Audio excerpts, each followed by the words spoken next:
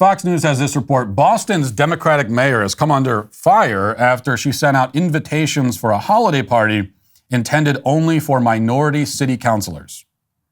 Michelle Wu, the city's first Asian American mayor, recently had her aide, Denise DeSantos, send out an email for the event. Email said, "Honorable members, on behalf of Mayor Michelle Wu, I cordially invite you and a guest to the Electeds of Color holiday party." That's what the email said. The city leader quickly drew criticism after it became apparent that the email was sent to all city councilors, 7 of whom are white.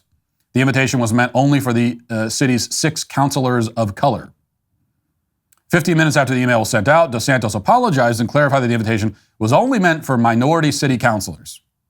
So just to be clear, she was not apologizing for having a racially segregated holiday party where whites were not invited. She was only apologizing for sending them the invitation. The apology was, "Oh, sorry, you white devils weren't supposed to get that. Apologies." DeSantis said, "I wanted to apologize for my previous email regarding a holiday party for tomorrow. I did send that to everyone by accident. I apologize if my email may have offended or came across as so. Sorry for any confusion this may have caused." Now, it's not that the invitation that's offensive. It is the party itself that is racially segregated. The revelation about the holiday party quickly received responses from Boston's city council. Outgoing city councilor Frank Baker, a white man, called the mayor's exclusion of certain members unfortunate and divisive. Citing recent tensions on the city council, Baker did not speculate about the reasoning behind the mayor's decision to host the party, but said he did not think it was a good move. Black City Councilor Brian Worrell held a different opinion and defended the invitation, suggesting the holiday party was merely a way to represent all kinds of special groups. Oh, like that makes it better. No, this is just for special groups. Now, you don't understand. We get to be at this holiday party because we're special, because we're black, and you're not. So that's all. Nothing to be upset about.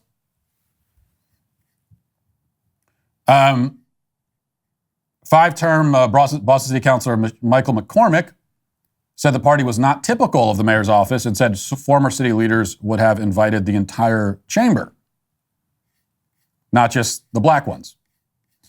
That was me. That last part was my own editorial. Okay, so first of all, this is not the most outrageous aspect here, obviously, but I can't quite move past the phrase "electeds of color." That's the most offensive thing about this to me, even more than the racism. Electeds of color. Like, nobody speaks like that, okay? Nobody, and this is actually a good thing about leftists, good for us, bad for them, but it's an advantage that we have in fighting against these people, is that they're hamstrung by the fact that they insist on speaking in ways that no human being actually speaks. Like, I was just reading an article on the Daily Wire about a new book about Hillary's failed campaign in 2016, and some of the Democrat insiders interviewed for the book complained about this fact. They said that, Democrat politicians like Hillary, they use phrases and words that normal people never use. And that's not because the Democrats are so smart and they have such a big vocabulary and they're using big words that us normal dumb people don't know. No, it's that they make up, they invent their own language, essentially, and it's intentionally exclusionary, which makes them sound out of touch. It's like it's intended to make them sound out of touch, which is fine. I'm glad they're doing that to themselves. Again, it gives us an advantage. Electeds of color. Can you imagine how bizarre that would sound if some normal person in conversation actually used that phrase? Like if you were talking to a normal person and they said, "Yeah, I was out at the state capitol yesterday and I saw some electeds of color walk by." You'd say, "What? You saw what? Who? What?" And by the way, this is something that, for all of their flaws, Republicans don't actually really do this. They don't speak like Republicans will speak like normal. Now, a Republican will use maybe a tone and a cadence that sounds artificial and politician-y, but they don't use words that nobody uses in real life. They use simple, normal, everyday words. Like there is no Latinx equivalent on the right. Okay, like we're not making up buzzwords and phrases like that would never be uttered by a real human in actual conversation. That's something that only the left does, much to their detriment. This Christmas season, don't let the government be the Grinch of your savings. Right now, you can diversify your savings with physical precious metals while stockpiling free silver in your home safe. Don't miss out on Birch Gold Group's most popular special of the year.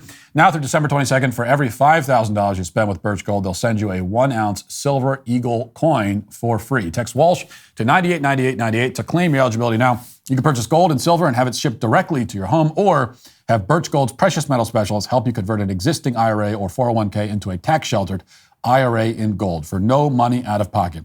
And they'll send you free silver for every $5,000 you purchase.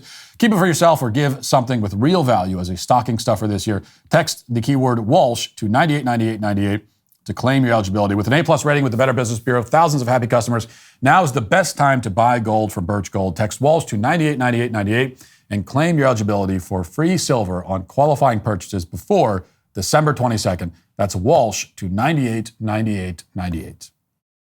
But anyway, and this is also something only the left does, which is racial segregation. And that's the real point about this, is the segregated holiday party, the no whites allowed party. And the real point with that, I think, is the near total lack of justified outrage by the people who have been discriminated against. Like, you've got one white guy who calls it unfortunate and divisive, basically condemning it in the weakest possible terms that he can. This is a government office holding a holiday party where you are excluded because of your race. And your only response is, oh, that's unfortunate. Oh, that's unfortunate. I don't know about that. Oh, gee willikers, I don't know. And you know, yeah, that's better than the other sycophants who apparently have no problem with it or are pretending to have no problem with it. But you should be a lot more upset about it than that. It's divisive. You know, in these situations, we always say, imagine if the roles were reversed. Just imagine if the situation was reversed. And it's true that if the situation was reversed, there would be a volcanic explosion of outrage. Like you can't imagine. If anyone, especially if any government office or politician, had a holiday party for whites only, okay? Like if there was some white mayor who sent out a holiday party invitation to the city council and said, no, it's just for the white ones. Then send a follow-up apology. Oh, sorry, I only meant to send it to the white guys. Didn't mean for you blacks to get that invitation. This party's not for you. I don't know. It's okay. It's because we're a special group. That's why. Don't you understand? We're special because we're white. Okay, there would be a nuclear detonation of anger. We cannot fathom the level of indignation. There would be people self-immolating in the street over this. There would be congressional hearings and FBI investigations. And MSNBC anchors would be weeping on air. They'd be like committing ritualistic Harry Carey or something on air in protest of this. I mean, you can't even, you cannot, whatever you imagine would be the reaction, it'd be 1,000 times that. And then compare that to the reaction in the reverse, and the most you get is one guy going, that's unfortunate. That's unfortunate. But we can complain about the double standards all day. It doesn't matter. The left isn't going to suddenly decide to be consistent. They aren't going to hear what I'm saying right now and say, oh, wow, yeah, we are being hypocritical. I didn't realize that. Good point. Thanks for calling us out on that. That's not going to happen. So we need to be the ones who respond appropriately to things like this. We don't need to weep and set things on fire the way the left does. We don't need to go and loot some random business that has nothing to do with it the way that they do. But we need to be the ones who are actually as angry and outraged as we should be. The mayor's office saying, no white people can come to my holiday party is the kind of thing that deserves outrage. There's a lot of fake outrage out there. There's a lot of faux outrage. There's a lot of outrage over silly, ridiculous things. But this is not a silly or ridiculous thing. Like the mayor of a major American city saying this is not for whites, it is outrageous and infuriating. And that's how we should respond to it.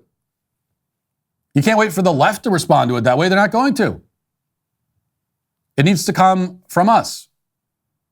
And we need to use terms not like it's divisive or, this is politics as usual, being divisive. No, that's not. We need to call it what this is: anti-white racism. This is bigotry and this is not reverse racism either. This is just racism, just straight up racism against white people, and it is unacceptable and outrageous. And this person, there should be an investigation into this person. How is this even legal?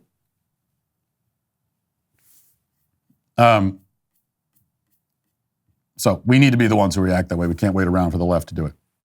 Thanks for checking out this video. If you'd like to listen to my full podcast on the go, you can check out The Matt Walsh Show on Apple Podcasts, Spotify, or wherever you get your podcasts.